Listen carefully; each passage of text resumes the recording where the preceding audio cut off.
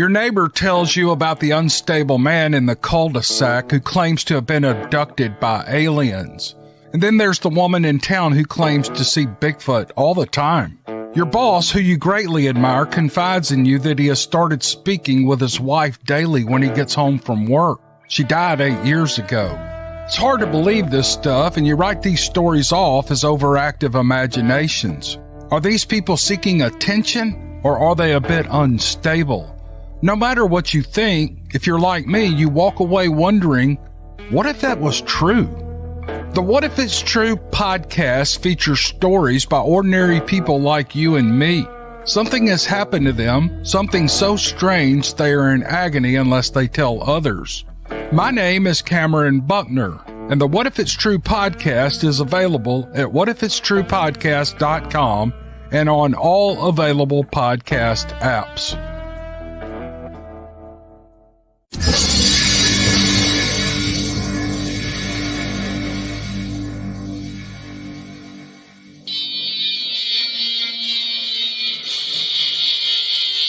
Welcome to Beast TV.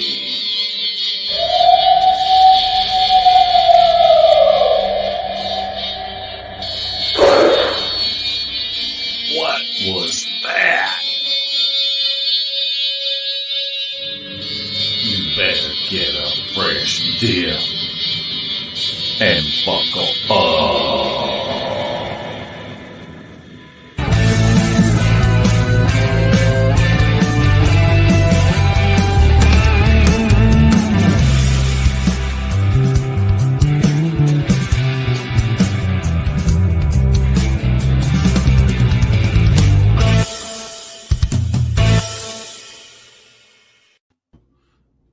Thursday night, Larry. Do you know where your beasties are? Nope, I have no idea.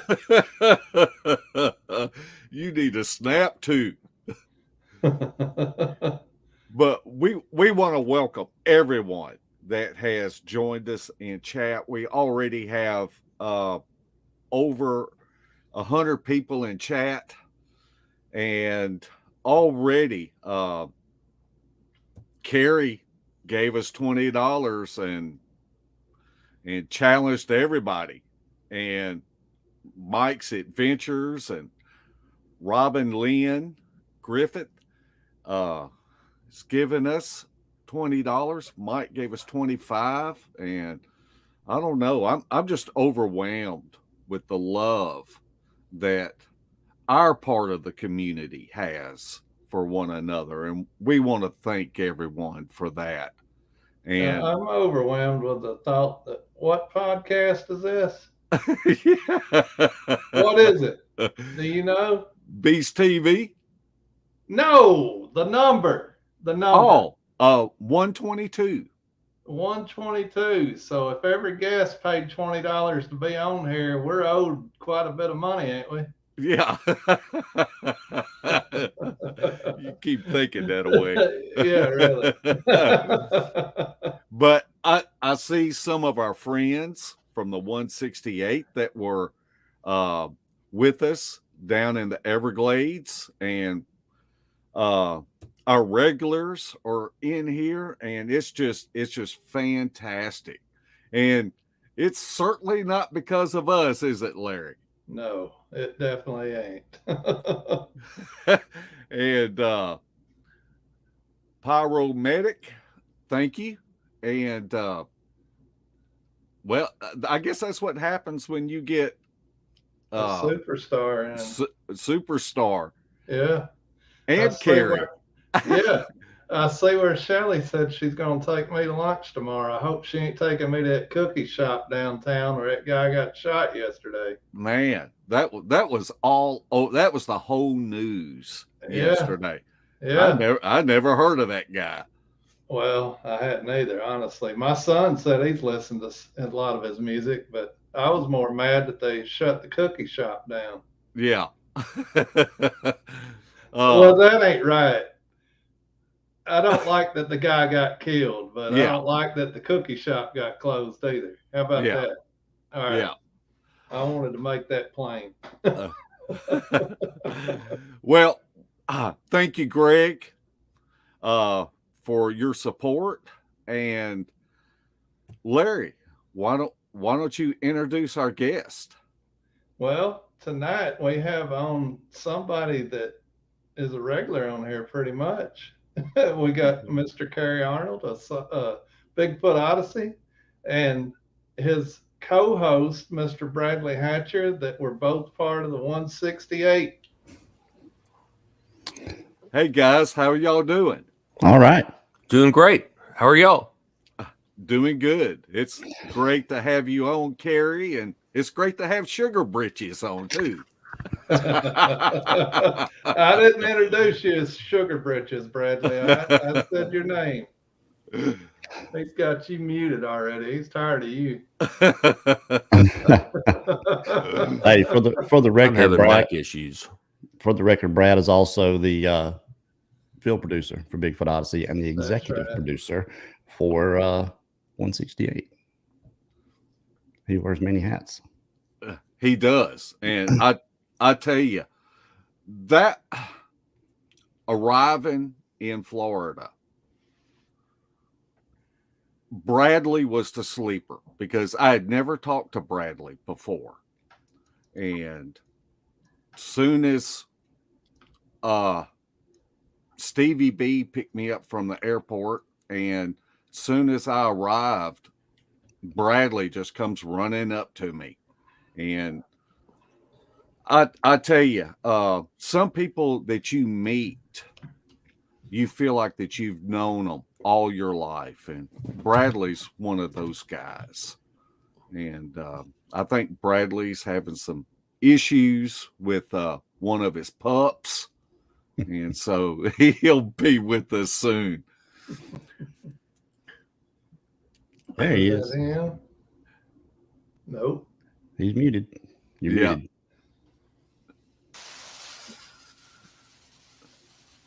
Can't hear you. What did he do in the last 3 minutes? I don't know. Leave and come back, Brad. That usually works. It may be the shirt. He changed shirts. That's when it quit. Chased him. I don't know if you can hear us, Brad. Leave and come back. That'll fix it. Well, I guess first things first, Kerry, I would like to know the responses that you have been getting from different people outside our loop with the documentary and film, the 168 hours. It's been mostly really positive. There's a few people that there's something a lot of people don't know about YouTube, and it's you can't do it during a live because you're streaming live. But you can go to your phone when you're watching the video and you tap that screen and you can either hit play or pause. In the top right corner, there's 3 little dots. If you hit those dots, it'll give you quality. Go to quality and hit advanced, and you can go to 1080p. So what a lot of people do when they watch on their phone, because YouTube will default you to 480. They just do. And you have to do that every time. Every time, you don't have to do it every video, but every time you leave YouTube and come back, they default you right back to 480. So a lot of people don't know that. So things end up when there's no context. So I try to provide a circle, just to give a little context, because a lot of those images, we didn't have the original clips. So the ones we did have the original clips for, we except for some of the stuff we got in the tree line, because I wanted to make it all fit. Some of those ones y'all saw that were from the tree line at camp. I mean, they were 180-yard shots with a 300 times zoom lens. So they were okay, but we got to get better equipment. Well, I'm pretty impressed with what was captured there and the quality of it, because unless you were there, I mean, you could say 180 yards, but that was some distance. Yeah. And for a camera to be able to zoom in and be able to pick up that kind of detail, it was amazing. I think I may be being conservative. Some of that area may be 200, 220. Yeah. It's a long way. But the XA cameras, the XA20, XA50, the XF400, those Canons, they've got a large lens, and that helps to remove a lot of shadows. You can be watching, I don't know if anybody videos a lot, but when you have a camera with a large lens, you can be watching the screen and look up, and what you're looking at on the screen looks completely different. Mm-hmm. Because you almost can't get a bearing because it's just letting it more light. It's not seeing the same thing and projecting the same thing that your eyes are. It's just kind of how digital works. It scans from left to right, and it's that's why you get interlace when you move. That's why stability is so important when you're shooting in a lot of frames. Like if you're doing 60 frames per second in 4K, stability is paramount, because the slightest move, anything parallax, the more distance you get, the worse it's going to look. The pixels are going to come together. But even on a tripod at 200 yards, things are fuzzy. There's some stuff that Zasky found today. What I sent you, Mark. Uh-huh. That was a 180-yard shot. Absolutely amazing. Yeah. Yeah. Absolutely. Bradley, can you hear us? I can. I had to shut it all down and go back to the AirPods. So you sound good though. But that's stuff that you guys are going to see in part 2. Part 2's got a lot more field action, but there's still a lot of footage for me to go through to see exactly what y'all did get. The hardest part for me going through the footage is it's not all stable. So yeah. I go frame by frame and just scour and look and see what I can see and pick up. And a lot of it hits the floor. Things that I think might be promising. It's just the camera's not on it long enough to get a really clear frame. So if you don't want to get kicked in the teeth, you don't put stuff like that out there. Yeah. Bradley, tell us about any responses, positive responses that you have gotten from people in our community on this film. Oh, I've gotten a lot of positive responses. Actually, all positive responses. Since it was so unique and no one's really put anything like this together, just the concept of it has been received real positively and enthusiastically.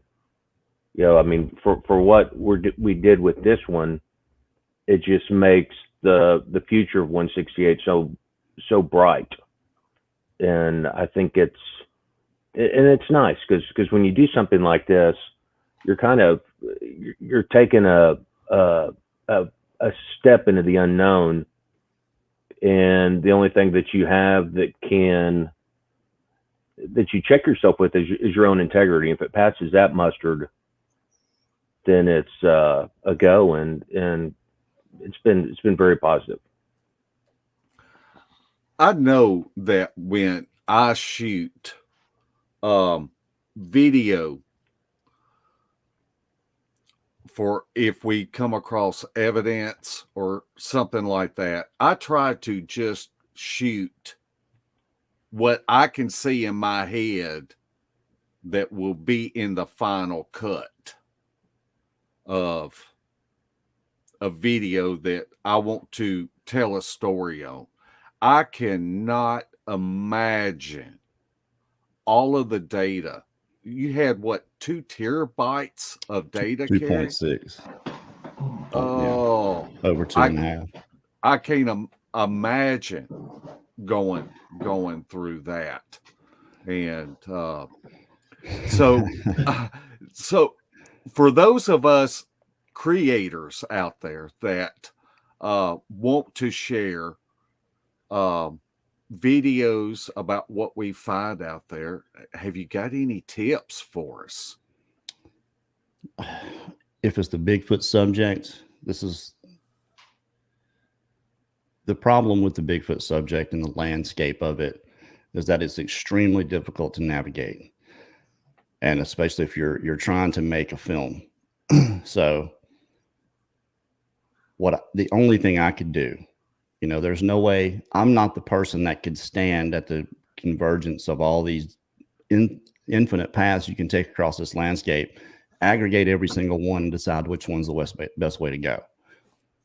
What I do is I just take 3 or 4 different criteria and use those to forge a path. So as long as if I can make it stable but dynamic, which is hard enough, moral and transparent.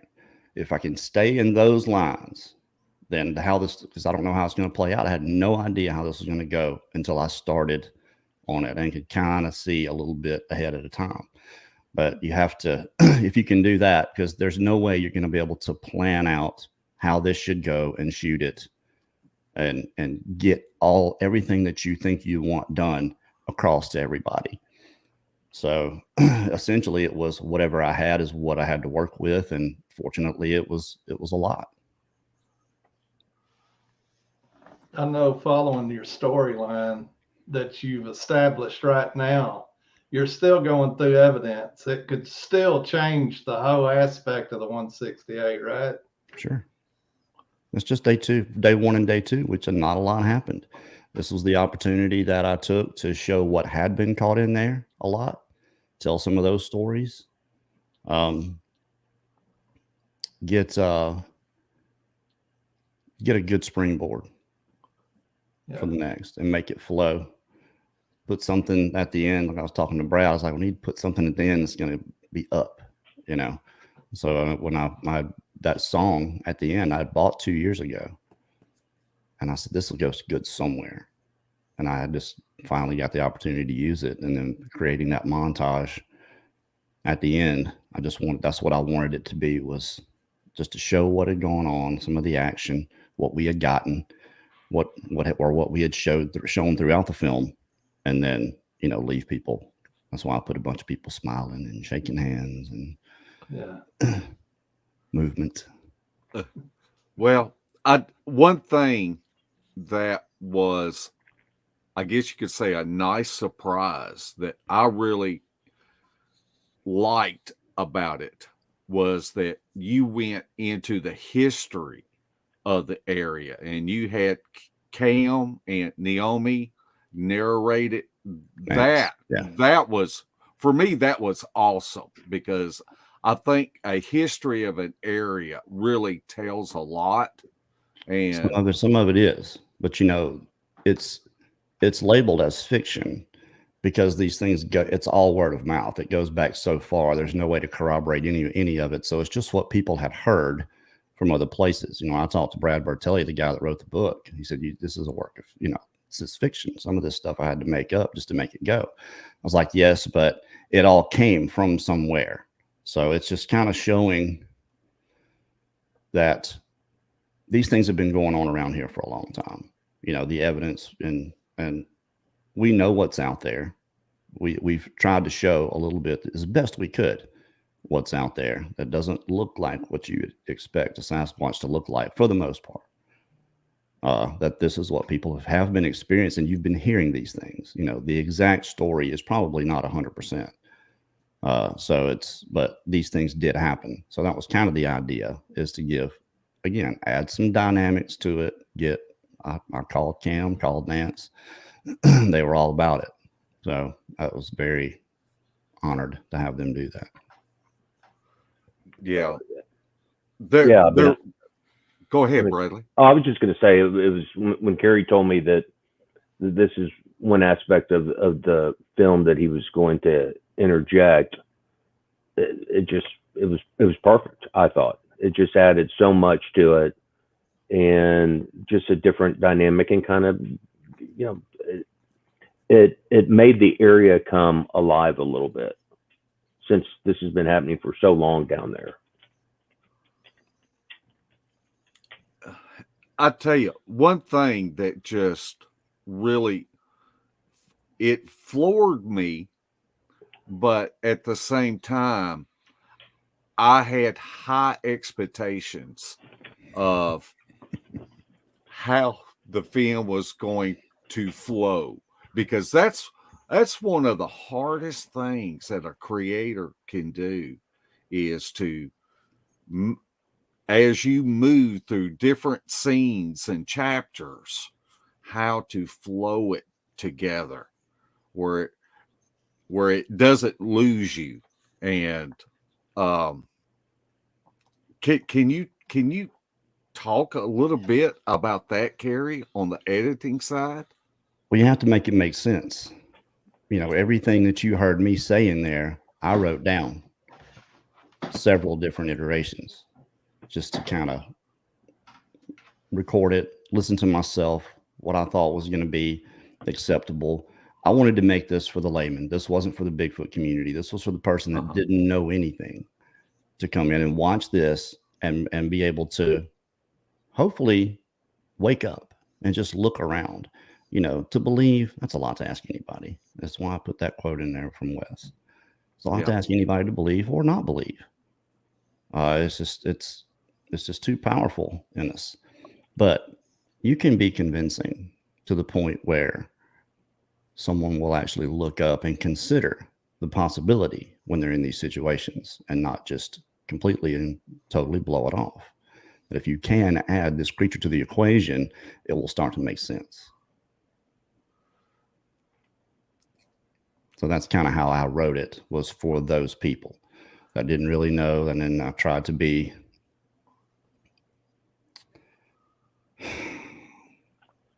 as even keel. Yeah. I guess. Even when I was joking, I was trying to be even. When I talked about the monkeys. That was just trying to keep it on that level, which I don't know. To me, it makes it land a little bit better, I think. I really enjoyed the humor that you would insert from time to time in it. And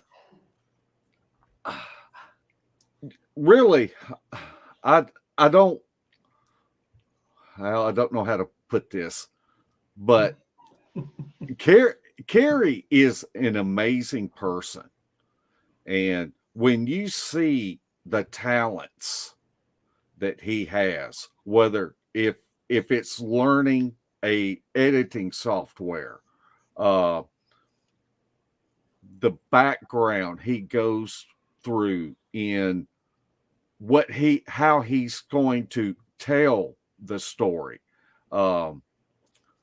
being a drone pilot, watching you fly that drone, it was simply amazing to me, because I'm trying to, it was like some of the times it was nighttime and I'm watching you, I'm watching the screen, watching where the drone's at, and you don't lose orientation of where you're at and where you want to move that drone to, because after a couple of minutes you can't even see the drone, but you know exactly where you're at in the dark and moving it where you want to.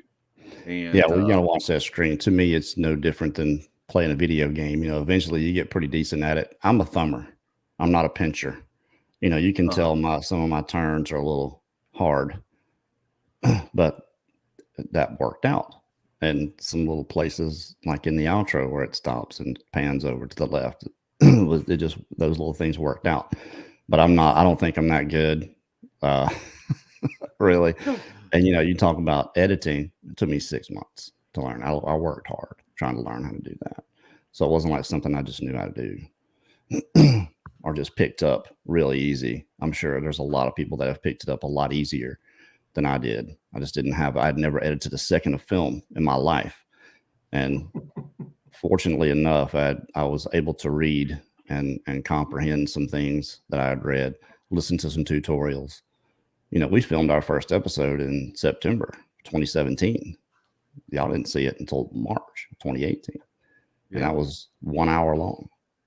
It was just that slow going, but learning things along the way, how to speed things up and what little tricks to use and what effects you can use and where to use them.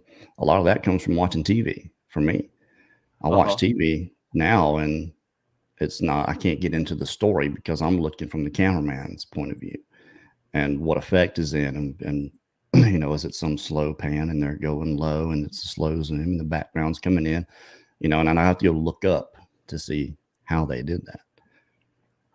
It's funny. I am the same way. And I know a couple of years ago, me and you talked about that. And because it is, once you try to look at it from a director's point of view and how you want to pertain it to the audience, it's you kind of get stuck to where even commercials, you know, I watch commercials. I mean, you take a 22-second commercial and everything that they want to portray in that commercial and the different scenes that they're going to try to cram in there, but they want it to flow to where they're selling their product. And that's really, it's amazing to me, your skill level with it. And Bradley, I got a question for you. Shoot. Oh, no. Oh, no. Yes, I went and laid down because my shoulder's killing me. So I figured I'd give you some FaceTime. When you watched the film, is there any behind the scenes moments that just popped in your head that wasn't necessarily in the film, but it reminded you of a good time that you had there, a particular good time? Uh-oh. Oh, my. Just tell him what you want him to say. Exactly. The way it started out for me with the truck ride was just horrific. But then when I was going through my little speech, Barry Browning, every time I said something and you know, Barry Browning would come and then he would look at me and then he would just turn around and walk away. And he did that like 2 or 3 times. And finally I realized he was laughing. He was laughing. And that made me madder. But then at the same time, it chilled me out so much. And I realized I must have been a sight. And it in an odd way, that was just such a crazy experience and such a, you know, from behind the scenes, it you know, baptism by fire, I guess, but it just kind of showed I mean, y'all were so nice to me and understood why I got twisted off but y'all were, yeah. Oh, I forgot about that. But it just made us, it made us closer in a way. It kind of bonded us because if, you know, I you know, that's the one. Yeah, I was going way faster than that. When he hit those railroad tracks and I heard that turbo kick in right beforehand, I was like, oh my. I was just like, please don't let me get, yeah, kind of like that. But that was very, I mean, that was the ultimate behind the scenes moment because, you know, we laughed about it. We realized, you know, stuff happens, you know, fortunate, nothing bad happened. You move on down the road and it kind of allowed for, I don't want to say it broke the ice, but it broke the ice. So it was a, why you were mad at me? I didn't know why. I thought you were definitely going to be upset with me. The look on your face, Kerry, because you're the first one I looked at, and you look like you saw a ghost when you realized what happened. I was horrified.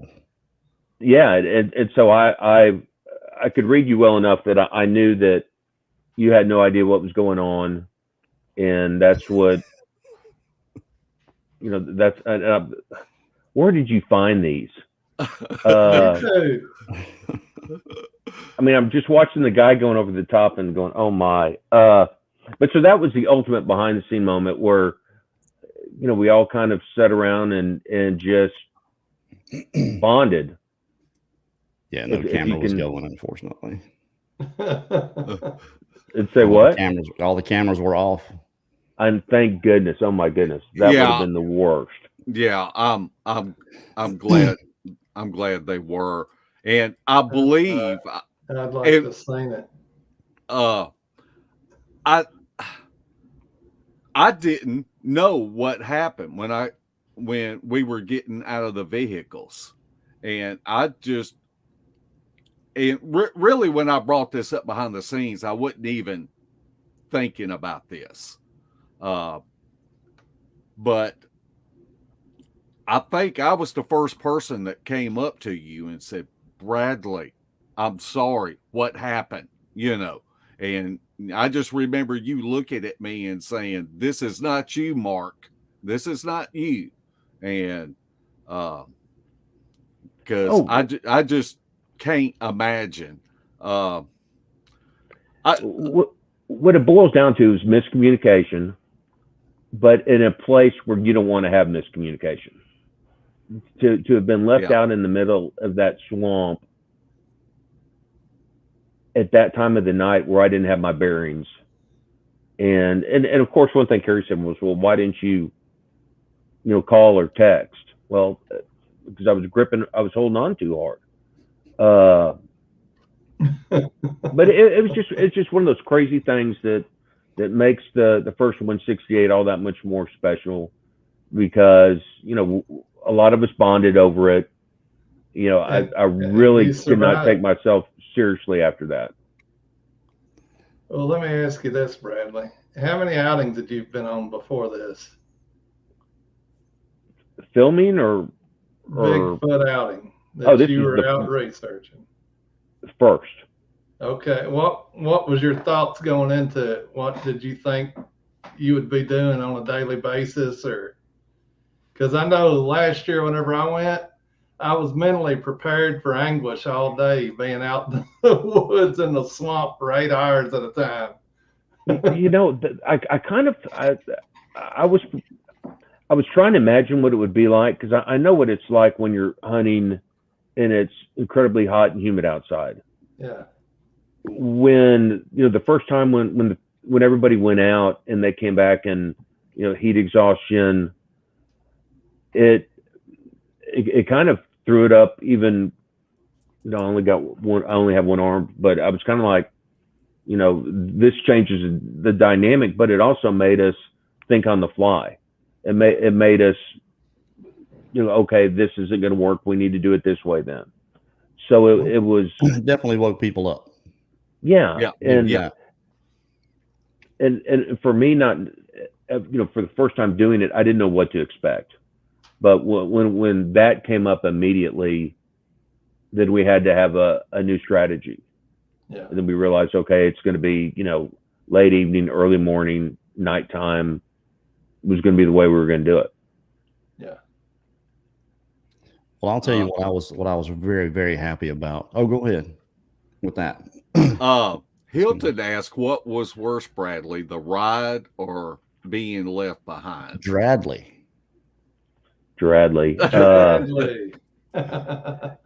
You know, they were both pretty terrifying. I mean, the thought of being left behind, and that's when I just literally went and jumped in Kerry's truck when he took off. I didn't even know you were back there. Yeah, and I thought he did, because I was sitting on top of the spare tank. I thought, how could he not see me? But then looking at it, there were 6 people in his truck, so he couldn't see me. Yeah. So both of them, obviously the truck ride was the worst, because, you know, my fingers where I was holding onto that slip tank, you know, they were cut. I was holding, I mean, because I wasn't gonna let go no matter what happened. I was not gonna let go. And kind of getting mad made me not let go. It's a 70-gallon tank. Just letting people know that's a 70-gallon tank with a toolbox in the top of it. So the lid was down, so that's what he was sitting on, and had his holding the edge of the lip of the lid. Mm. Yeah, just get that visual. It's not just a Yes. tank. So he did have something to hang on to. And actually, when we were going, I saw Kerry's cookies there in the back, and for whatever reason, I was like, I don't want to break his cookies with my feet. So I was kind of making sure, because I couldn't sit down in the truck. You worry more about breaking Bradley next time. Yeah. And not the cookies. Stuff happens. What are you going to do? You just deal with it and you move on down the road. And luckily, it turned out to be a great story and a heck of an experience. And it bonded all of us in a unique way. It'll definitely go in the outtakes reel, which will come out after everything else comes out, that when they actually make sense. Because there's a lot of them. And some language. I need to pray for these guys. Yeah. Me too. I was out there with a bunch of heathens. Pray for us all. Because y'all won't hear it, but I know you can imagine. When I asked you that about behind the scenes, I really wasn't even thinking of that because that was so traumatic. But one funny thing that the film reminded me of, and there's nothing in there about it, is, I mean, we put in long days. You got to imagine putting in a long day, and then you have to wind down. And so after, it would take 2 or 3 hours to wind down. And me and Barry were sitting there, and Bradley said he was going to go to bed. Well, Kerry had supplied him with one of these pop-up tents. And I don't know what size mattress was in that tent, but Larry, it was like that time Dan Ricky had to get that mattress in that tent, and the mattress was bigger than the tent.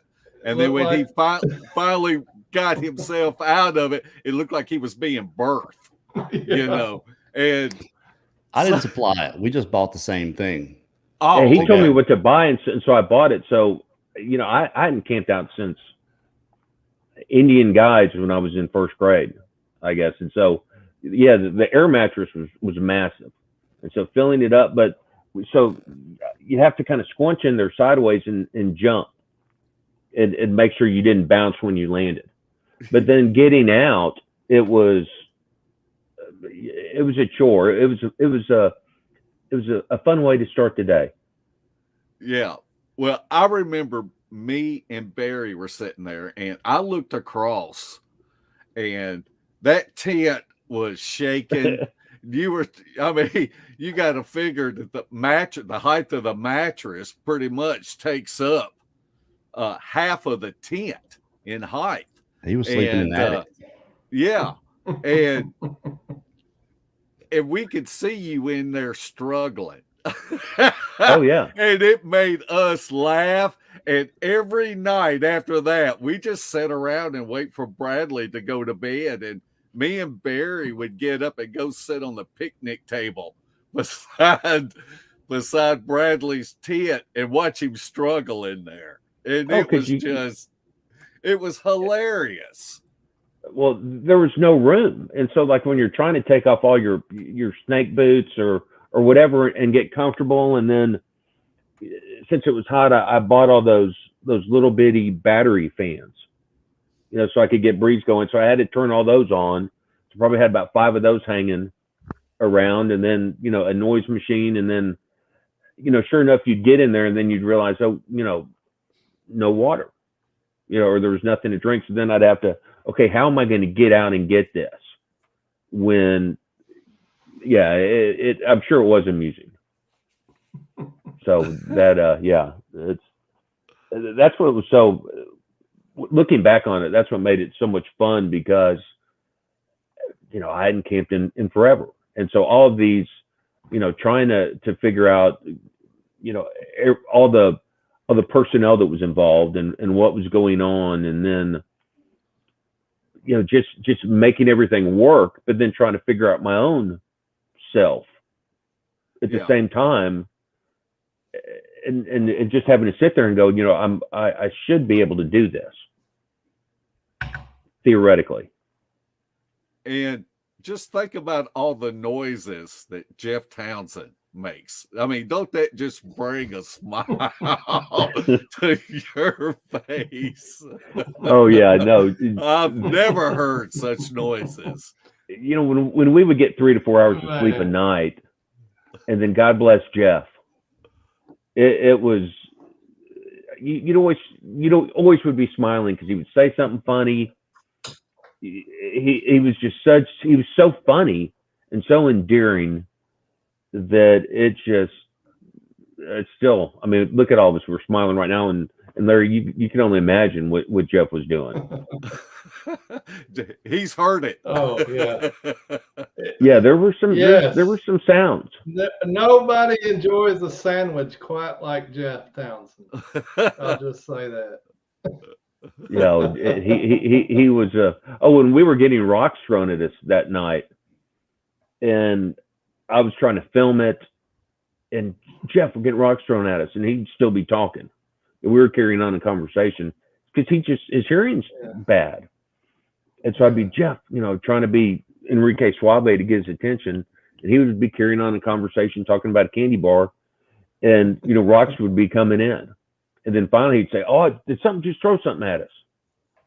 And I'd be, "Yeah, Jeff." And he's such a sweetheart of a person, and he is.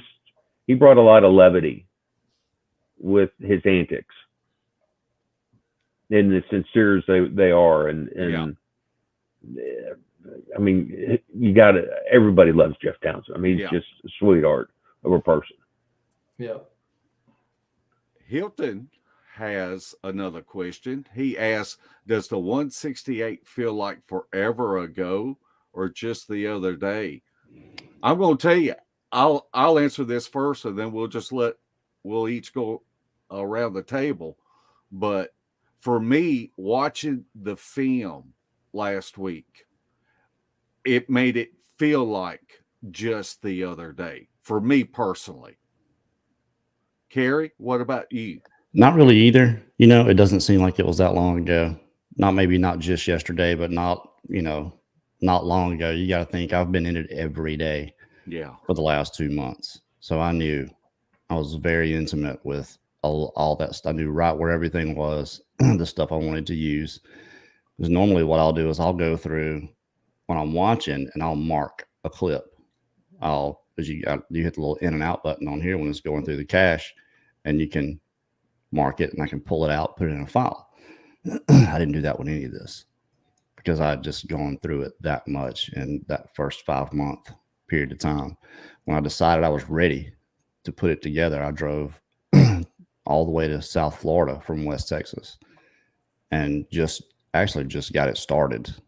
But I knew I had taken that time to get a feel for how the film was going to go and what we were going to put in it. Got the interview with Zasky, which was golden as far as I'm concerned. Yeah.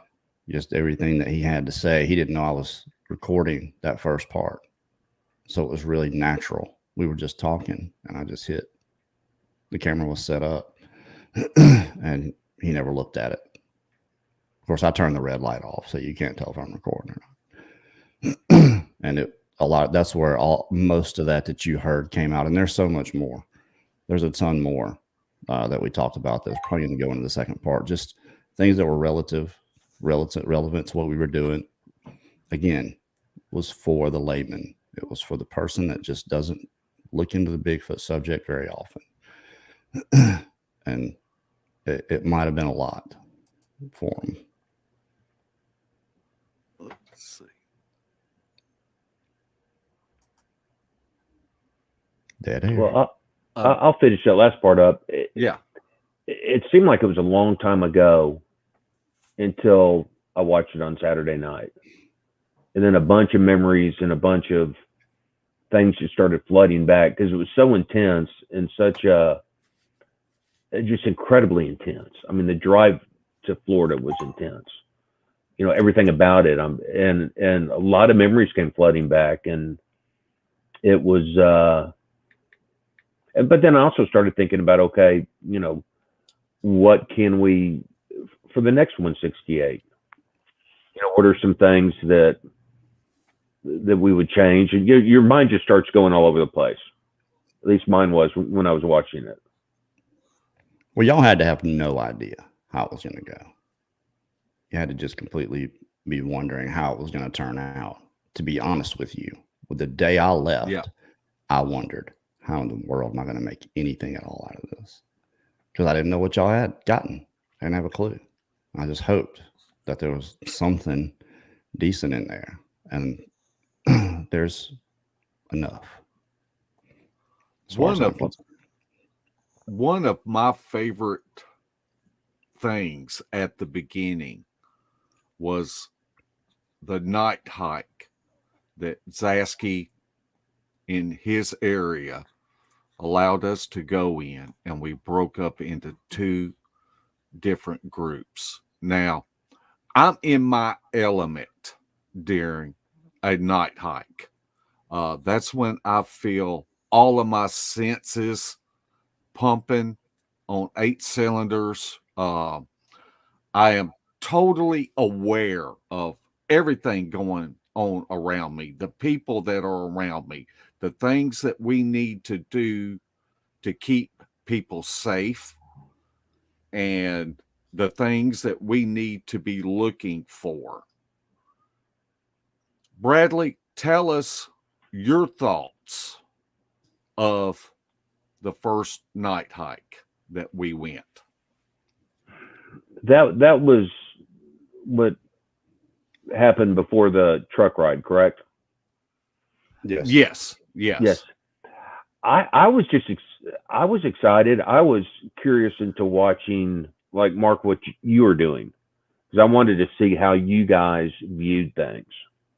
Because you know, everyone there had been in the woods before, whether it was hunting or serious researching, and you know, I hadn't researched before, so I just wanted to see what y'all were doing and how you did it and why you did it.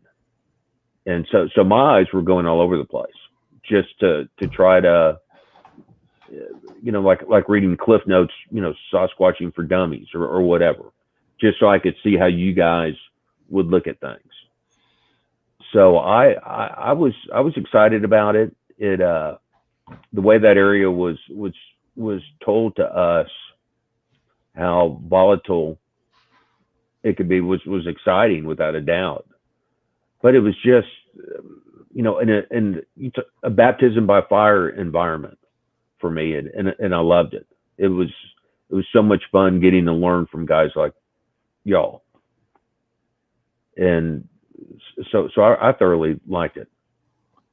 Well, Kerry, it's a little bit different viewpoint for you, because basically you are the one that's responsible for everybody's safety that is there and the things that happen. And so, and that's a little bit, that can be a burden, and you have to be able to control that. So what were your thoughts of that night hike? Well, you know, just interviewing everyone to go. That was one of the things I was looking for was, am I going to be able to trust this person, you know, to not freak completely out, you know, in a certain situation. So there was a level of trust there that I didn't really worry too much. And, you know, we had, you know, people there that their job was also to look out for, you know, one another. But that first night, with so many of us out there, I wasn't very ambitious about getting much, but I knew it was going to be good. I was trying to catch as much action, get as much B-roll, you know, certain shot of everybody walking by, not looking at the camera. And the reason no one sees a whole lot of where we were together and the guys were back there yelling was just, it was too hard to cut all the cussing out. It was crazy. You know, it was not just one person, it was 5 or 6 people. So it was just like, you know, all right, we'll put the relevant stuff in here, and something we'll need to work on for next time. That one of the things that I was grateful for was for you, Mark, that you actually had the presence of mind to know what we were doing, to know that we were making a film, that there needed to be some content in here, and talk to the camera, because you were one of the only ones that did that. And that's why you were in those teaching moments. Whether you're actually teaching someone or something or not, it's the way you do it and the process you go by. And that was important. That was in there because no one else really did that. They had a couple of field interviews. Todd did a good job of asking questions and dragging things out of people in the field in the moment. But that was not so much when he was there filming you on whatever you saw for that second day there, but later on in the film, later on in the other part where you guys are probably going to jam it all into one part at last week, because we got rained out for a day and a half. Yeah. So there's no day 3. And I don't think there's really a day 4, but there is night stuff. So that's when I start on it, and it shouldn't take as long going through, but I just scrubbing through to see if you got anything is a long process. I talked to Bradley about that a couple of weeks ago, and it just kind of dawned on me that is a spot that I could come in and fill in maybe on the next one, is behind the camera, behind the scenes, and help coaching people on portraying and representing what they're doing at that time so that it can be put in the film, and so that the audience can understand a little bit more of that backstory of what's going on at the time. If that's what you want to do, that's fine. I've got a production team coming, an actual production team. Tip of TV is going to come there, help film and help direct. But I'm going to have this thing. The next one's going to be planned down to the hour. There's going to be a lot more equipment and a lot more going on a continuous basis. So there's 2 people. Their job is just to make sure everyone's ready to go on the right time, make sure their equipment is ready, that all the field personnel are going to have to do is get their stuff, get strapped up and go. When it comes in, they give it to someone to download, and that's going to be labeled much differently, a lot better this time. And you're going to have the Frankie and Karen are pretty much going to be just associate producing, making sure that everyone's they'll have a small team. I think it's a total of 42 people for the next. And what I talked to about some of the other team leaders was making sure your team didn't all go out in the same place at the same time. Split your people up, 2 or 3 at the most, but have someone, you're filming each other, what you're experiencing, and then filming what's going on at the same time, but no more than 3 people, because the way we did it last time, I think is okay for that place. But a lot of the reactions were accidental. You had Chris and Chad arguing, and right in the middle of the argument, this thing 60 feet away in the bush yells at him. Jimmy caught that on parabolic. So we're going to be doing a lot more of that, I think. Interaction with each other. Give them something to want to come see, especially during the day. You had a good suggestion about bacon. I think everyone should just go build a fire and throw some strips of bacon on it. You ain't got to eat it. Just get that smell out there. Those kind of things to get them a little bit closer, because that's the problem, is they put so much distance between you and them as much as they can.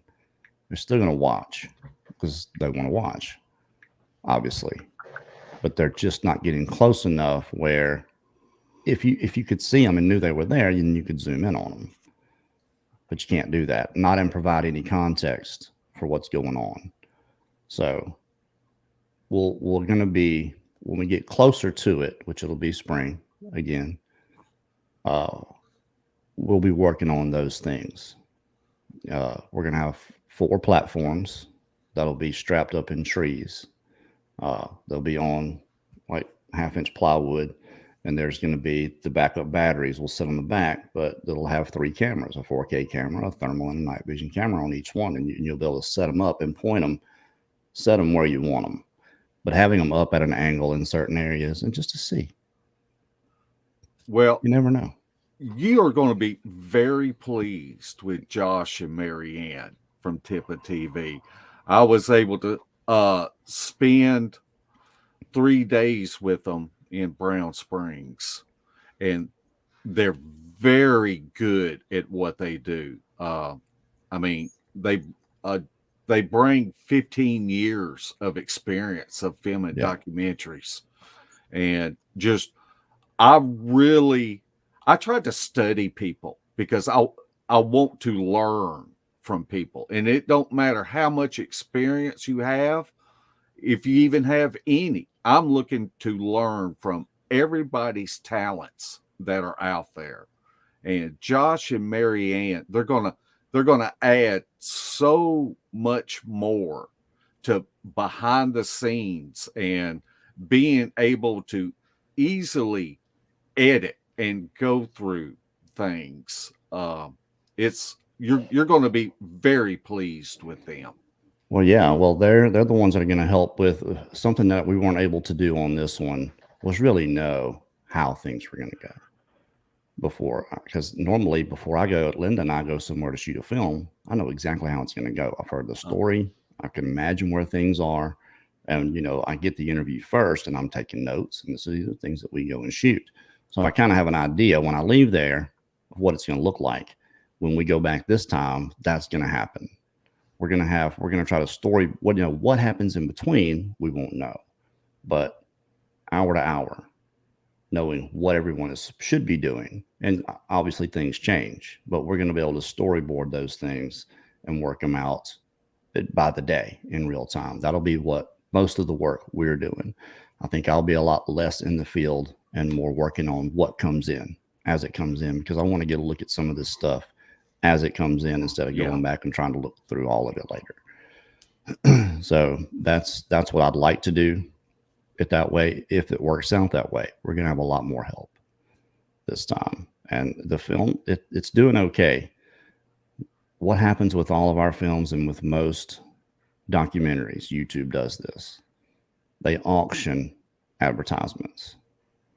So what they'll do is, you'd submit a video and then they would decide its ad suitability and place ads in it and then put it out. But when you put commercials in it, and I put 3 in it, they'll throw it out to a limited audience in the beginning and see what kind of click-through rates you're getting.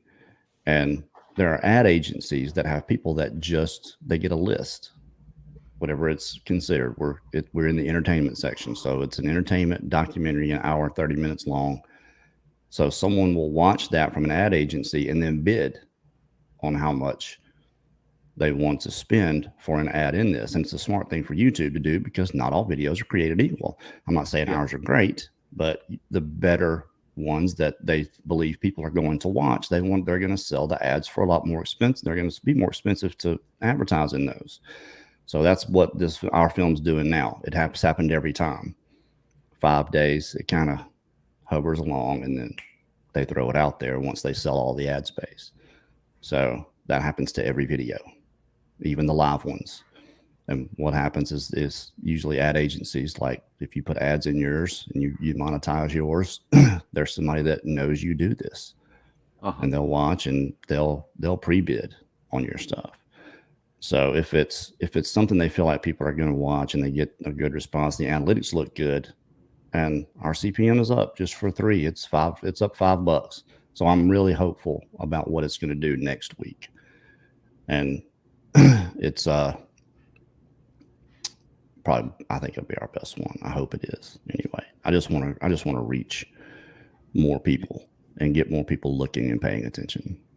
And this is a good time to let our audience know that you can help Bigfoot Odyssey out by just sharing this video. And so even if you know people that aren't even interested in Bigfoot, it's so well put together that just share it with people you know. I see Jerry, our friend from Pulling Videos, ask, has there been any more said from the Florida Wildlife Authorities since their visit at the campsite? I don't know if Martin Saski would be able to allude a little bit more on that. They leave him alone pretty much. I had seen that same kid essentially the next day at the dumpster, and he asked us, if we had gotten anything, and of course I told him no, but I knew what he was doing. Yeah, I knows. Sure. Yeah, he's just fishing. Yeah. But one thing real quick, Mark, that you talked about on the first outing, I think one reason everybody was cussing because everybody was so excited that it was, a lot of people have known about other people through YouTube stuff and through the community. And everybody was thrilled to be there since it was just starting off. And the reality of what we were doing really hadn't kicked in per se. That's kind of how, because I remember Kerry, just because it was just like everybody was just like little kids being so hyper when we were doing that walk. Well, that's very true. And the anticipation of it, people that's actually never been in the field looking for these creatures. There was a few of us that they had particular tasks that they were in charge of. And so it was really their first experience. And I'm really amazed at how well everybody did. When you're working with people that you've never met, and when you go out there, it's real. It's dark out there, and you have to be aware of your surroundings, and that can cause anxiety. And so I think everybody did really, really well. So I put that piece of you talking about that at the end. And I know you were talking about your team that day, but it fits, I think, for everything. And I think there were a couple that thought maybe it was a little anticlimactic to put what happened at the end. But I mean, we're trying to keep this linear. This is what happened the first 2 days. That's really why you see that montage at the end, just to kind of pep it back up a little bit. And it's all psychological, people. I'm messing with your heads. Yeah. Let's see. David Mariner has a question. Are any of your shots pre-ranged with a rangefinder for size and scale? No, we're hunters.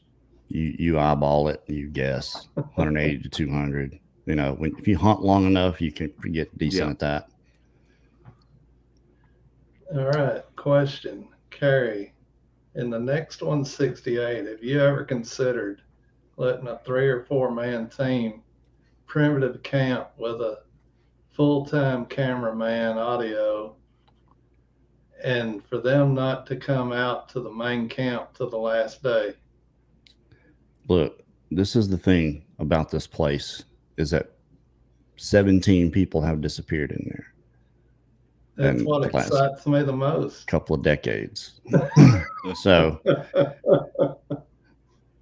you got to think and be responsible. It's not just Sasquatch in here. There's alligators and cottonmouths, and there are other dangers. Hogs will kill you straight up. If they get you off your feet, they're gonna cut you. I think having things planned, the map where people can go, each team splitting up, and not everyone going at once, but always have someone rotating in and out, going to different places. So that way something continuous is happening.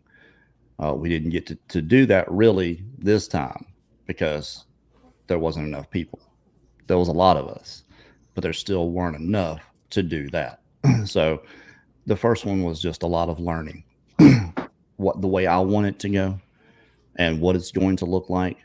For the next one, like I said, we'll have a lot better idea before we ever go of how everything is going to, not how it plays out, but how we're going in. You know, the attempt. This is the plan. Everyone's going to know the plan. There are going to be people there to direct the plan and keep the teams up and ready to go when it's time for them to go. And there was a lot of staying late on some expeditions, 6-7 hours out. So things end up, kind of overlapping, or you've got someone waiting for someone else to come in. We're not going to do that this time, unless obviously there's something obvious going on. We're just going to try to have it a lot more directable. And maybe it won't turn out as good. I don't know. I'm happy this one turned out where people liked it. It was a task. It really was. I was surprised, really, that it was able to come out that way, that we were able to get enough stuff in it that was ancillary to make it something that people might want to watch. I think. Go ahead, Bradley. Oh, I was just going to say, I think adding to what Kerry was saying, I mean, it was so real. The spontaneity of what we were doing was just so real that,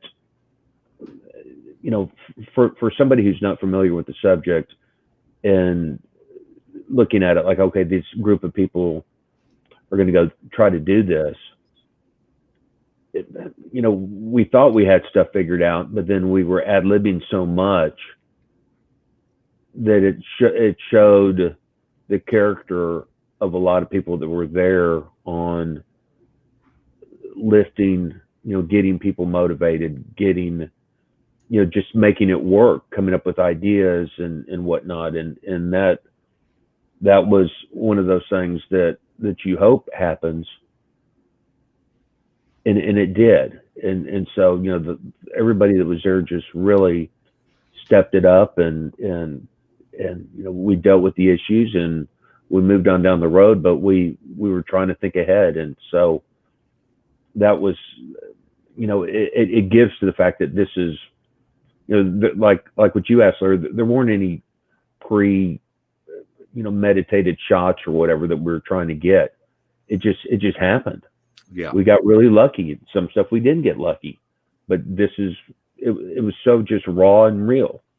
There were some setup shots, but I mean, it was just like while you're in the field, like I told Todd, kind of get in the edge of the bushes and hold the camera down low and just hold it straight and let everybody walk by, get that kind of shot of it. Just shows you're down low. So it gives everyone stature, but showing them going through, it just gives that feel when it's from that angle. And there was a lot of talking going on over it, so you're not going to hear any. You just had to narrate through a lot of it. But it's not going to be that way next time. It's going to be a lot more planned of what we plan to do, like I said. And I don't know how there's going to be 42 people there that I know of right now, and every single one is going to know that we're there to work. We're not there. We're there to create something convincing for the public, as it were. That's the point of this, is to try to show people the process and try to capture something that that's going to make their head itch and look out while they're in the woods. That's kind of the whole point for this, the way we're doing it, but that everyone that will understand. That's what we're there to do. We're not here to camp and hang out. It's work. So when you're not in the field working, you better be resting, eat something. We're going to be catered again. So that's going to be understood a little bit more. That's what we're here to do. That there's no point in wasting our time. We can go camping anytime we want to. If we're going to make this and shoot this film, if you want to be a part of it, I appreciate everyone that's volunteered for it because nobody gets anything out of it. Not even me. Even if it does make money off YouTube, there's no way getting back what's in it. Yeah. So, and we won't get back what's in it for the next one unless 10 million people watch it. So it's just kind of it's a sacrifice someone has to make. And that's why I felt like we had to do it. We had the means, the opportunity, the idea, a good vision of how it could be done. And whether it works out that way or not, that remains to be seen, but we have to try. And I think if everyone has that mentality that we're here to work, you'll feel much better about the try when it's over, no matter what happens. And it's a learning process. What we learned from the first one, going to the second one, and then looking forward to the third one. I'm sure, and Larry, I know that this has probably gone through your mind, but it can be a shock to people to actually be in the field for that many days in a row. And it's something that you have to pace yourself and have objectives and goals that you want to do every day. You've got to get your rest. Rest is so important. Yes. And that's one reason why Larry and I eat so good when we go out in the field. We're carrying T-bone steaks and eating them every night. And I'm going to tell you, Kerry, the way that you catered that and the way that Simone took care of us out there, it was a benchmark. That couldn't be a worry. Couldn't have people worrying about how they were going to feed themselves when they came in. Maybe I need to go and just video the food and review the food and don't do anything else. The food was outstanding. I cooked a meal every day. I either cooked breakfast, lunch, or dinner, at least one of those every single day, just to kind of give her a little bit of a break. But I didn't want anybody else doing it. I wanted you guys worrying about what you had to do more than anything. And that's the way it's going to be next time. People's going to have their jobs, but you have so many hours out of the day to try to achieve your objective, and focusing on that beforehand and preparing for the next when you come back. Like you said, rest. It's a long week down there in spring. Yeah. Oh, it blended in the jungle. Well, that's definitely something that somebody that don't have a lot of experience researching or going out in the woods on a long-term basis, somebody that's newer to it, that's going on the trip, they're going to be full of adrenaline, excited, and they're going to go out there and bust their butt the first day or two and be wore out. Yeah. So that's definitely something that they need to consider, is just to go with the flow, follow somebody that is experienced more and let them lead and just do what they can do from that point, and not go out there with a machete busting a trail through the swamp or whatever. Yeah. Well, it's the reason we're taking so many. Yeah. And, Chris Reinhardt, probably one of the handful of researchers that I think is doing things the right way. If there's a right way, what you guys do, being objective, because when you lose objectivity, it's done. You're done.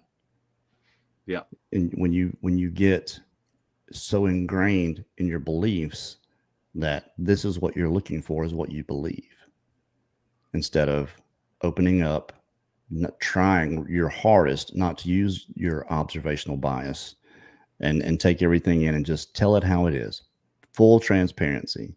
That's what people can follow. Most people have a decent BS meter. Yeah. So they can tell if you're completely full of it, usually. Now, there are people that have a good BS meter and still go along to get along. And that's I think that should change more. Well, that's one thing that I have appreciated about all your films is you let the evidence speak for itself. And I think that's the number one rule that you can do when you're out in the field, is to let that evidence speak for itself and not try to take that evidence and try to mold it like Play-Doh into what your opinions are. And that's a very good characteristic that you have, Kerry, that you're able to do that. You're able to be objective. It's hard though, because I'm a person. I've got my own views and ideas. I've got my own beliefs. You know, it's hard for someone to be truly objective about anything. Yeah. But if you're mindful of it, you can control those things when you're in the field. And instead of trying to confirm what you already believe, you're trying to debunk what's going on until you just can't debunk it anymore. And then, you know, what are you left with? Yeah. And that's what we want to show people, that process, and then how you got to that process, what's left, because the evidence is going to be there. You know, there will be a lot more going off trail on the next ones. Again, it's going to be mapped out. It's going to be GPSed out first, topographically. Before any of that happens, to me, that has to happen, because if something happens and you lose somebody, you know where to go look for them. Right. That's the best, especially when it's only 2 people or 3 people. You know, it's not a larger group. So it's going through, and I listen to people when they have advice. I listen to these things. You know, there are people that actually do this, that go out in the woods and they have interactions. I wish they would film them, but there's so many people out there that are just doing it for themselves. Mm-hmm. They don't bother with trying to put anything on YouTube or put anything out there. That's what I'm trying to do. I'm trying to wake people up just to pay attention. I think if we can do that and get more people aware, that they'll have their own experiences. We won't have to convince them of anything. They'll be in it, because that's usually what happens. That's why I said that. That's why I say what I say in the film. People don't take action until it becomes personal. And that's just true. We hear it from so many people. And showing these images and having that, especially that green face one that Richard Borchardt got, that is not pareidolia, people. If you think that's pareidolia, you don't know what pareidolia is. That's just, when you look at that fully zoomed out, it just doesn't get any clearer. But every time I send someone that or show it to them, they're like, yeah, it's right here. It's got the 2 dark eyes. It's right there. I'm like, no, that's not it. You can see this thing's cone head and body, and this ugly face. He's sitting right there, 30 feet away, clear as can be. And this face is green. Had to figure that out. How do I explain this? Is there something else out there this happens to? Thank goodness.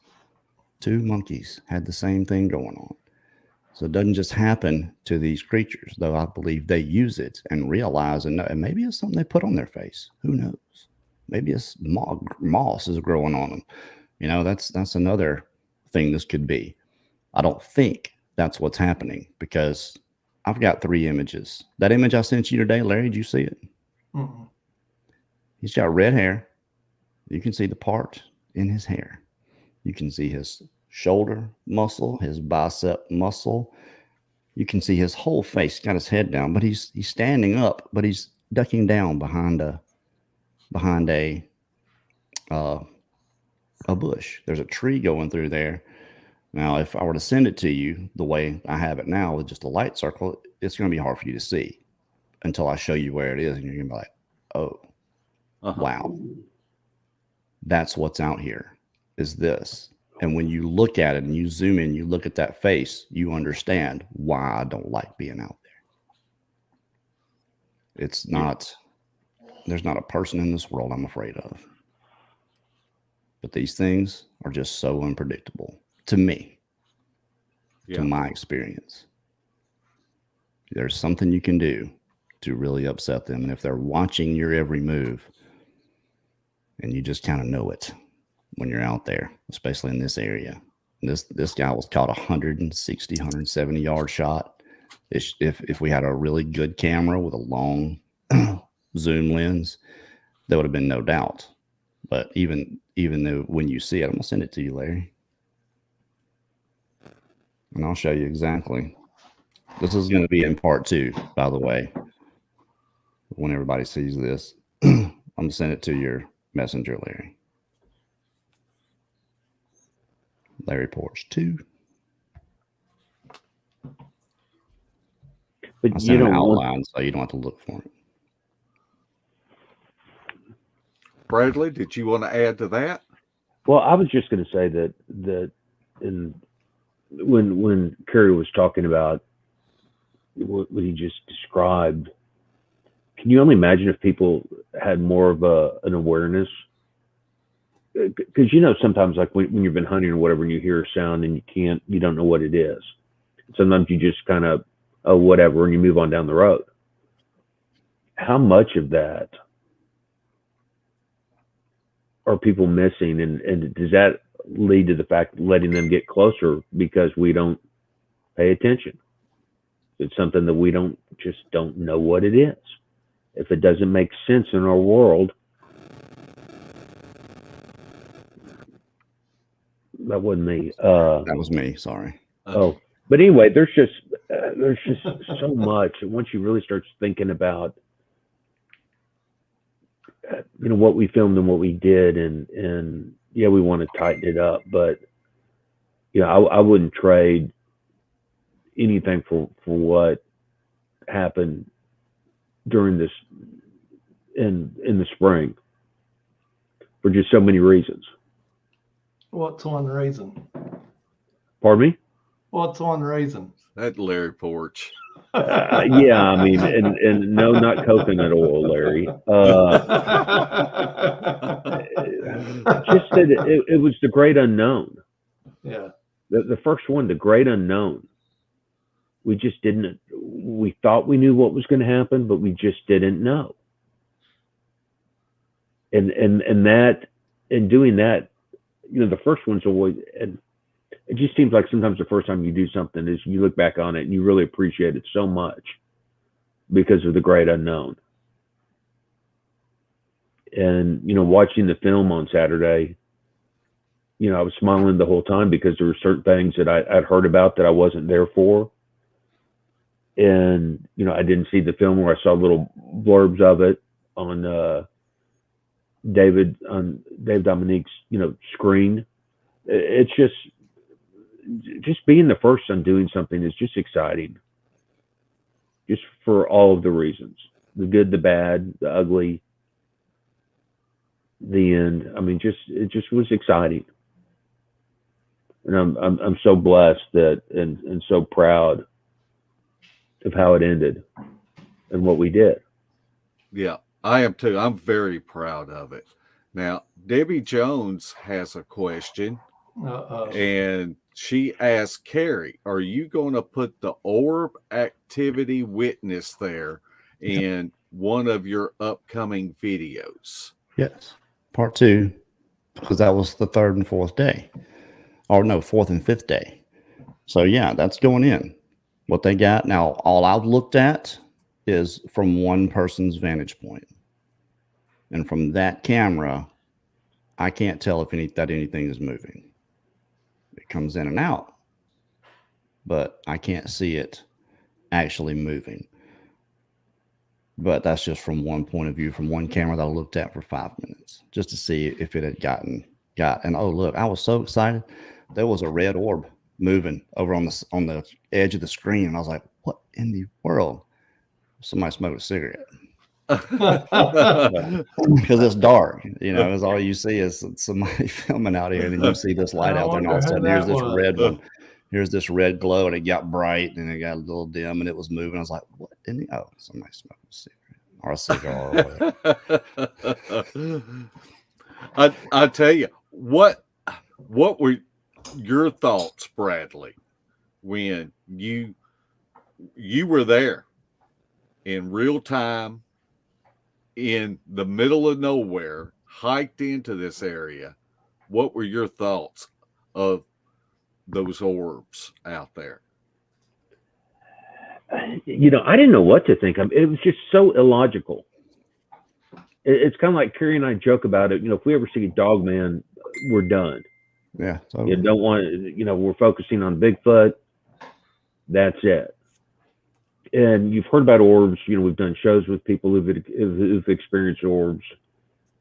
So, since I wasn't there when people have experienced them, I didn't discount it.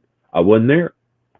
But when we saw it, it just made no sense. It just wasn't something I ever thought we would see. Uh-huh. I wasn't expecting it. It wasn't scary, but it just was illogical. And to have other activity that was going on around us, getting hits on the thermal and sitting there watching them. And then we turn to check our flanks and then go back to where we got that hit and it's gone. It's gone. There would be a hit. Then you would check back 5 minutes later, it'd be gone. And then you would check back 10 minutes later and it was there, but it was in a different position. Yeah. And, that was happening continuously while we were watching the orbs. And I know Barry was trying to get one filmed through, I guess it was night vision or whatnot. It was just so unexpected and it was so cool. But how do you explain it? Bradley, what was your thoughts whenever you saw it? Did you relate it to supernatural, paranormal? Did you relate it to Bigfoot activity, UFO, or just a phenomenon? To not put $20 in the jar, but it was just kind of like holy blank. I couldn't put it in any box. Yeah. It was just, Mark, what did you think when you saw it? I just want to commend you because that's how,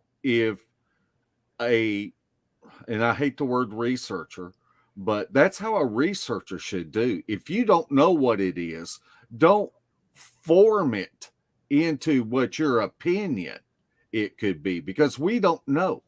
We do not know. And until we debunk it, then we shouldn't allow ourselves to have a firm opinion. We should look and just let that evidence speak for itself and try to investigate it. But I really, we took people back there every night and saw them every night. And I just think that the way everyone conducted themselves and was open-minded when they experienced that, it tells me a lot about the character of the people that we had with us on the 168. Yeah, I would not have believed it unless I saw it. That's how unprepared I was to see it, just because it was illogical. I don't want to sound like a Trekkie or Spock or whatnot, but it just did not make sense. Well, when I saw it on film, go ahead. Pardon me? I'll just say, when I saw it on film, that didn't bother me nearly as much as what Blake caught, that red eye. And what I haven't heard from anybody is when he shines that light at that eye, it doesn't get brighter.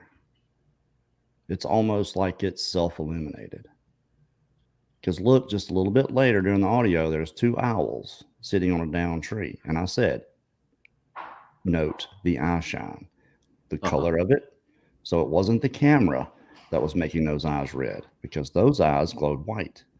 And when more he shined on it, the brighter they would get. It wasn't like that with the red one. And all I could think was, this is self-illuminating. And that bothered me. I didn't say it during the film, but I thought people would pick up on it. But you're right though, Kerry, because when the light, when you saw it, and then he kept going this way, and if you looked where the light wasn't on it, you could still see it.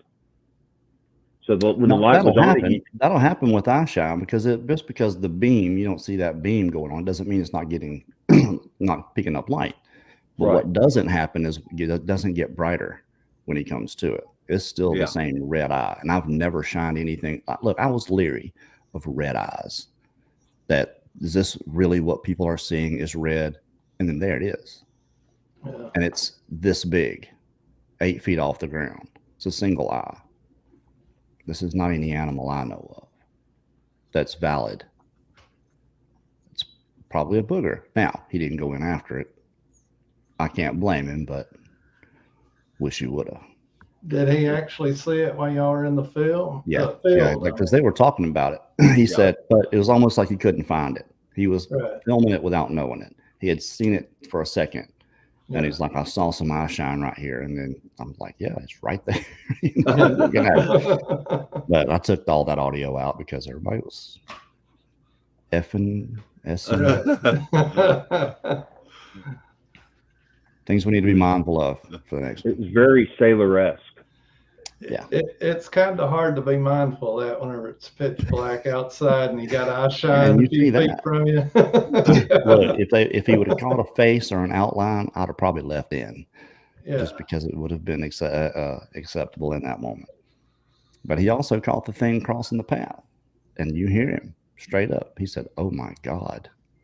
And he's got that sound in his voice like he stopped. He didn't take another step that direction. And you can see it's something dark crossing the path just out of the hour light. Is it a hog? Could be. It's low to the ground. It's long. Whatever it is, it's crawling or it's low, but it's still big. Like my famous deer. You hear him say, oh my God, that's coming too, part 2. Already got all that stuff broke down because I came across it. Well, we got time for a couple of questions. If anybody wants to ask Kerry or Bradley a question about the film. How long will it be till part 2 comes out? Definitely next year. First of the year. Okay. Yeah, I got to rest. I stayed sick for 3 weeks. Just stressing out, trying to get this done and trying to do my job. My job was hard enough. Because it's not just like going out and working on something. I'm responsible for a bunch of people and making sure they do what they do.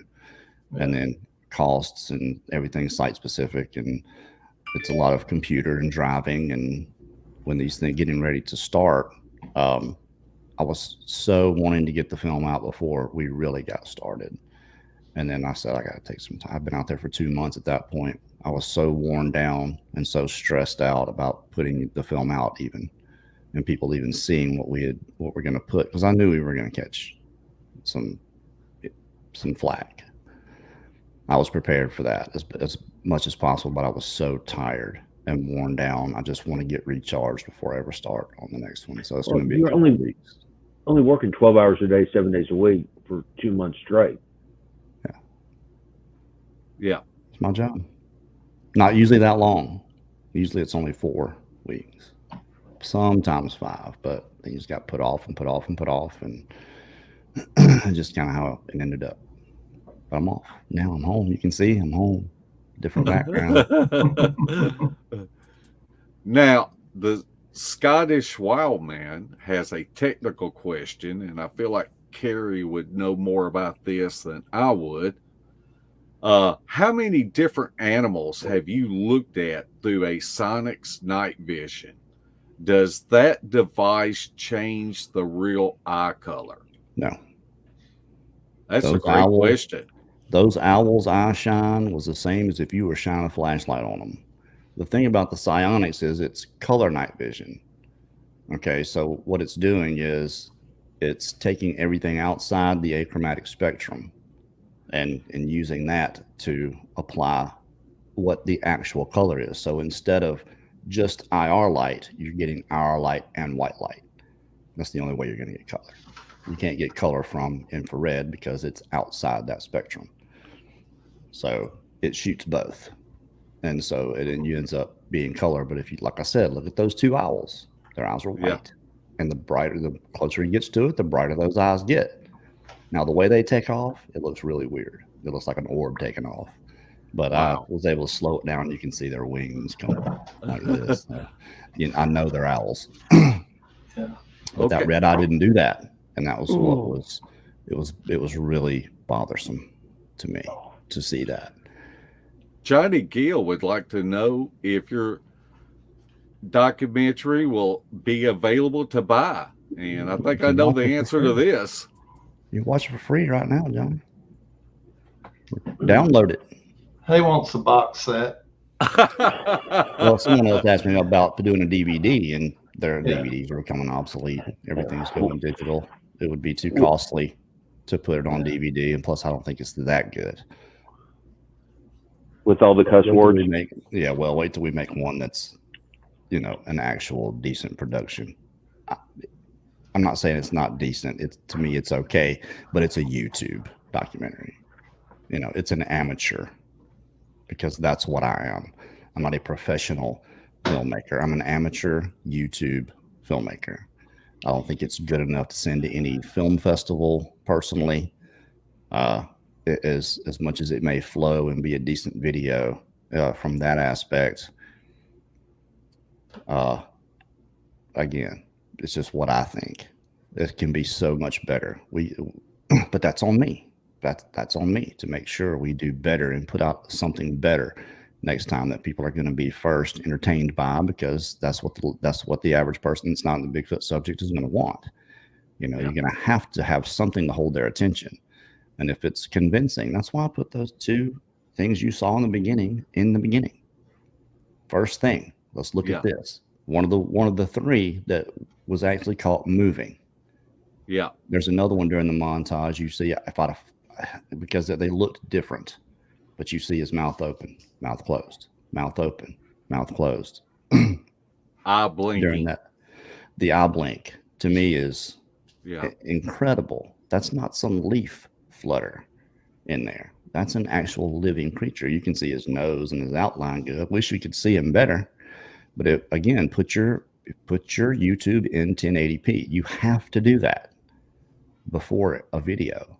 If you want to watch it in 1080, it's going to use more of your data, but you'll get to see it as clear as possible.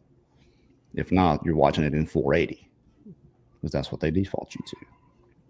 Okay, Flyby Stu asks, did you do any baiting with apples, etc., while you were in the field? Sound baiting. We did the fake campsite with the baby. That's exactly what I was thinking. Yeah, we did the sound baiting, which I didn't see anything. I kind of scrubbed through it pretty quick because those clips are so long. I didn't want to upload them. So I looked at them off of the hard drive. So that's when I went through it. So I scrubbed through. I didn't really see anything there that was significant enough that I thought would be good enough to show anyway. So, but yeah, we did do that. We sound blasted for an hour, a baby crying, and then somebody snoring. Yeah. We have actually done that too. And I think that's a great strategy. It is. To use. I use Mark snoring all the time. It works. You need we had Jeff snoring. And other noises. Yeah. Poor Jeff. Y'all leave him alone. God bless Jeff. Yeah. Yeah. He's one of my favorite people in this whole world. He really is. I agree. Well, we've about came to the end, and Bradley, I'd like to give you this opportunity to leave us with any final comments. Oh my.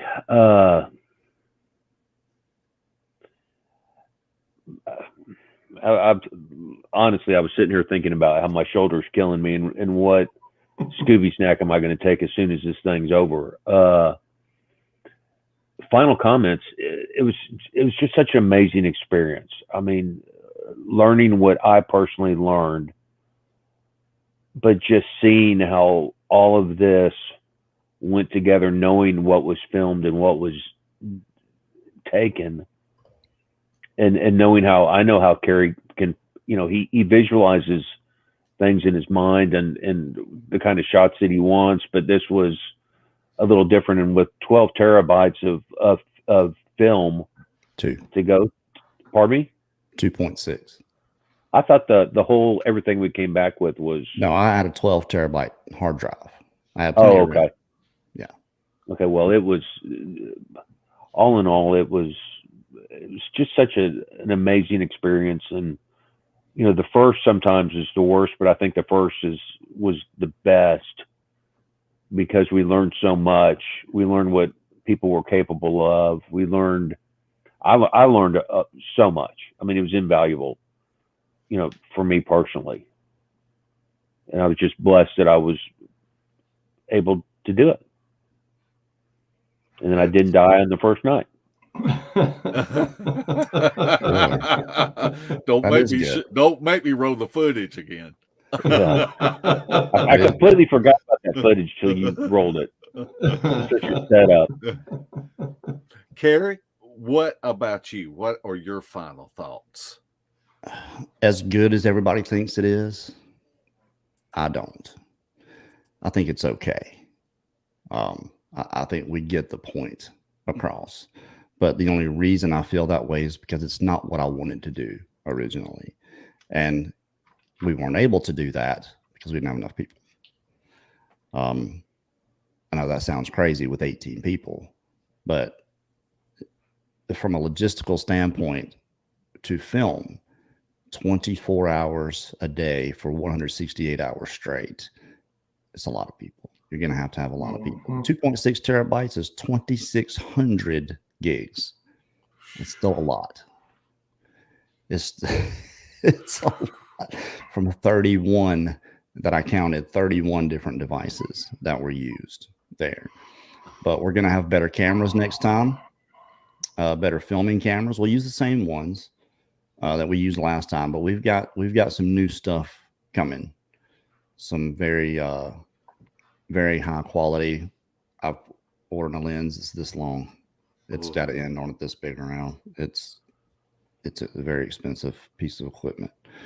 We're gonna have that just for the long range stuff because that's what we need. A DSLR camera, mirrorless, instead of just these. High quality video cameras are fine to film the action, to film what people are doing and to take the interviews. But to get the evidence from long range, we've got to have something better. We're going to have better night vision, set up static, not moving around trying to get anything. It's going to be sitting in one spot. And that's what there'll be people just servicing those. Climb up, change out the batteries, change out the SD card after so many hours. So it's going to be planned to that degree coming up, but I'm not saying I think that it's terrible by any stretch, but it's not what I wanted to make. In my mind, what I see when I look across the landscape of this Bigfoot community, there's a way we can do this, no matter what we get, evidence-wise, that will actually get people paying attention. That's how I want to shoot the next one. That's how it's going to be shot. Well, I'm excited about it. Larry Porch, are you going to make it this time? I don't know.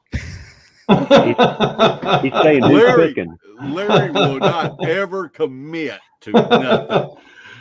It's that way out. It's the one thing about me. If I say I'm going to, I will. But until I say I'm going to, I've got a way out.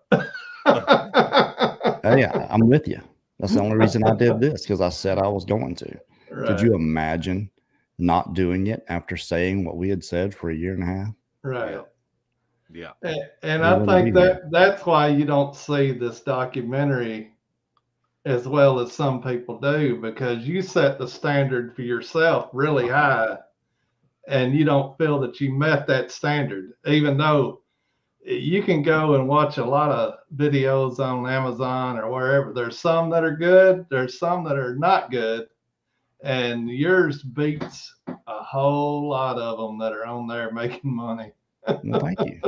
I appreciate that. That's what I wanted to ask, was how you guys felt about it. Yeah. You always shoot a good story. You always tell a good story. And the presentation always flows well, that it keeps your interest through the whole thing. That's something that me and Mark's never been able to do. The beard of knowledge. That's right.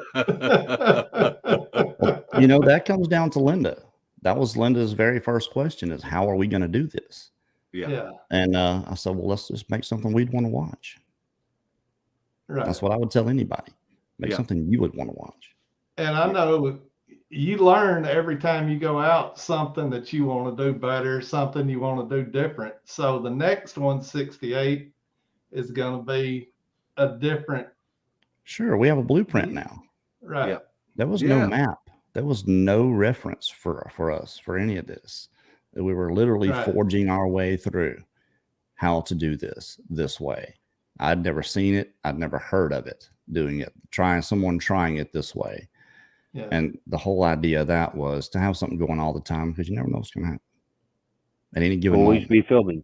And usually good stuff happens when the camera's off. So you got somebody talking about it. That's just like when David Dominique got zapped or whatever he got. They quit filming and took care of him. Now, I'm glad they sorted their priorities. I wish they would have filmed it. At least one stand somebody. You don't need everybody taking care of Dave. You know?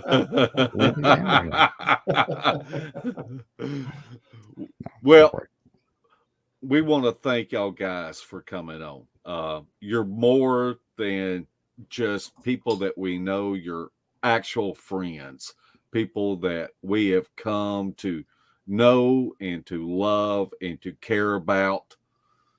Besides Bigfoot, if we wasn't even in this Bigfoot arena, you know, it would be calling you up, let's go fishing. You know, can we let's go deer hunting and turkey hunting, Kerry? Yeah.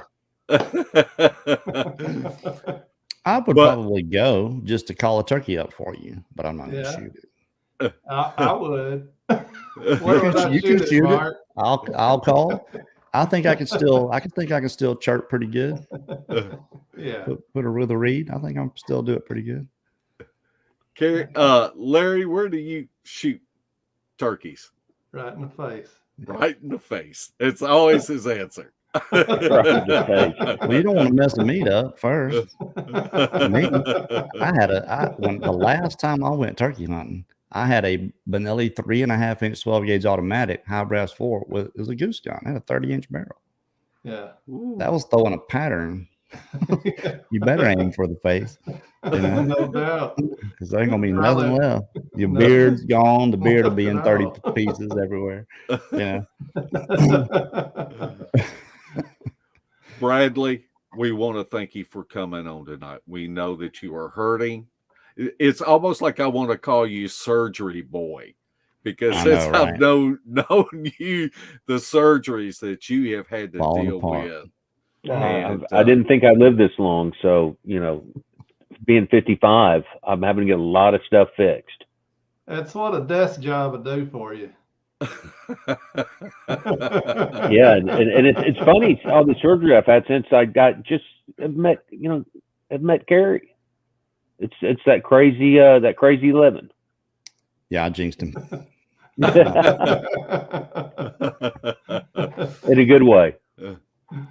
And we also want to thank our audience for tuning in tonight. And we want to thank all the love that was shown to us. And we want to thank Kerry and that got that ball rolling. Because we love y'all. We really do. We love y'all. Right back at you. And y'all are our kind of people. You know this. Yes. Yes. So I'm trying to put something together. I got some ideas. I know next Thursday is Thanksgiving, but we won't have a live show, but I'm thinking about putting together something. So when you're after your Thanksgiving dinner and you're trying to recuperate, that there might be something that you could watch that night or watch later on down the road. And so we want to thank everybody for coming on. And so we will hopefully see y'all same time Same bat time, same bat channel next week. So, night, footers. Good night. Thank you. Beast TV would like to welcome all of our new Facebook members. Be sure to check out our pictures and videos of possible evidence. And if you haven't checked out the Files tab, there is a wealth of information that you may find beneficial. If you would like to support Beast TV, check out our gear. We have coffee mugs, face masks, gaiters, shirts, and tank tops. The link is pinned at the top of the comment section. Everything is always marked down 20%. So come check out our junk.